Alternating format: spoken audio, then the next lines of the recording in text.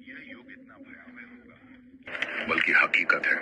इन पवित्र ग्रंथों में लिखी गई बातें हमें आने वाले सर कहते हैं कि इन शास्त्रों का अध्ययन केवल आस्था का विषय नहीं, बल्कि चेतावनी है, ताकि हम वर्तमान में अपने आचरण को सुधार सकें। आज हम इन्हीं के बारे में विस्तार से जानेंगे और आपको बताएंगे। हमारा निवेदन है कि इस जानकारी को अंत तक देखें और हमारे साथ बने रहें। कलयुग के अंत की कहानी को जानने से पहले आइए कुछ उन पहलुओं को समझते हैं जो सृष्टि के चक्र को समझने में महत्वपूर्ण है। इन 4 युगों सतयुग, त्रेता युग, द्वापर युग और कलयुग के बीच का अंतर ही हमें यह समझने में मदद करता है कि क्यों समय के साथ धर्म और सत्य की शक्ति कम होती जाती है और पाप व अधर्म का प्रभाव बढ़ता जाता है। सबसे पहले हम उस कहानी को जानेंगे जो इन ग्रंथों में वर्णित है। इसके बाद हम आपको वे सभी मनोरंजक और भय मानव जीवन का स्वरूप क्या होगा, धर्म की स्थिति क्या रहेगी और सत्य का क्या हश्र होगा। उनके मन में यह भी प्रश्न उठ रहा था कि क्या आने वाले लोग धर्म और अधर्म में भेद कर पाएंगे या केवल मोह और लोभ में फंस जाएंगे। इस चिंता का समाधान पाने के लिए उन्होंने अपने चारों भाइयों भीम, अर्जुन, नकुल और सहदेव के साथ भगवान श्री कृष्ण से परामर्श करने का निश्चय किया। युधिष्ठिर ने अपने भाइयों को बुलाया।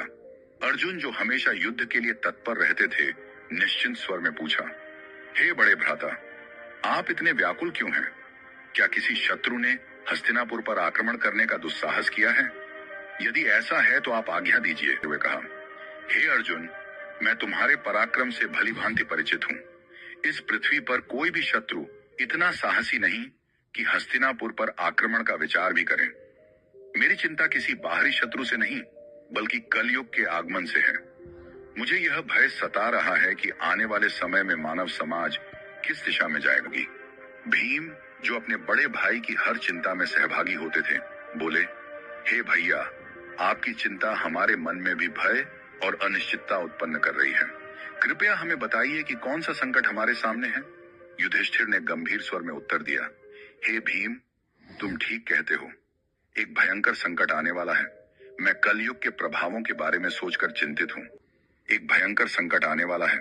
मैं कलयुग के प्रभावों के बारे में सोचकर चिंतित हूँ। इसलिए मैंने निश्चय किया है कि हमें द्वारिकाधीश श्री सभी पांडवों ने युधिष्ठिर की बात से सहमति जताई। अर्जुन ने कहा, आप सत्य कह रहे हैं भैया। श्री कृष्ण ही इस समय सबसे ज्ञानी और भविष्य दृष्टा है। हमें उनके पास जाना चाहिए। भीम ने भी उत्साहपूर्वक कहा, हे धर्मराज, मैं आपके साथ हूँ। नकुल और सहदेव ने भी तुरंत हामी भरते हुए कहा कि यह निर्णय ही सबसे उचित है। इस प्रकार